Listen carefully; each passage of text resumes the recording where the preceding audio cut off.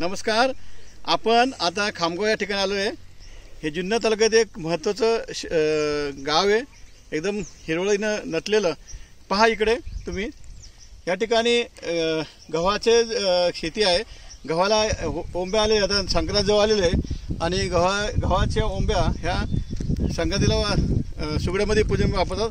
पुढे या, इकडं पुढे घ्या. इकडं तुम्ही या ठिकाणी तुम्हाला पाहिलं आमचे इथले जे आमचे मेहुणे आहेत, त्यांचं नाव आहे पंढरनाथ शंकर डोके. यांनी आपला रानमळा फुलवला आहे. या ठिकाणी तुम्हाला पाहायला मिळेल की दुधी भोपळा आणि इथे गोडेवाल, तिकडे मिरच्या, लसूण, आंबराई, नारळ आणि या ठिकाणी चिक्कू, आंबे, शेवगा, फणस अशा सगळ्या प्रकारच्या झाडांची भरभराट. या ठिकाणी केळी पण दिसते. मामाच्या गावाला केळी पण आहेत. चला तर मामाच्या गावाला जाऊन मामाच्या मळ्यात काय काय भाजीपाला होतोय हे आपण पाहूया. मामाच्या घरी कैलास महादेव काळे आलेले आहेत, त्याचे मेहुणे आहेत आणि दोन्ही दाम्पत्य हे सुलोचना पंढर डोके आलेले घरात चाललेल्या होत्या आणि त्यांनी बऱ्याच प्रकारच्या भाज्या आणलेल्या आहेत.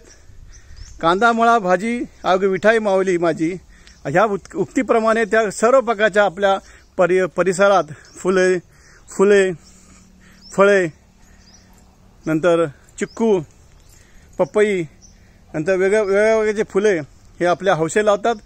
पेरूच्या बागा, पेरू झाडं पण आहेत, आंबा आहे, केळी आहेत आणि या ठिकाणी एक टुमदार असं घर.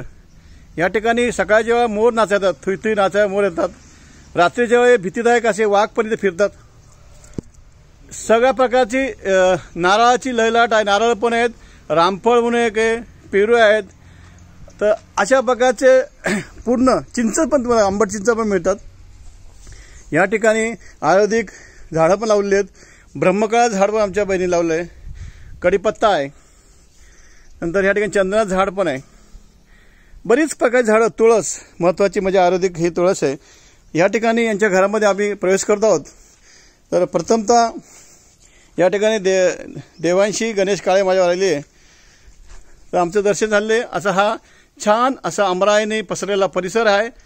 खामगाव हे गाव माणिकडोह धरणाजवळ आहे आणि उत्कृष्ट हिरवळीने नटलेला हा परिसर पाहायला नक्कीच आनंद होईल. चला आता आमच्या बहिणीनं काय काय भाज्या आणल्यात त्या पाहूया आपण. घरात प्रवेश करतोय. दर्शनी भाग घराचा सोफा सेट आहे.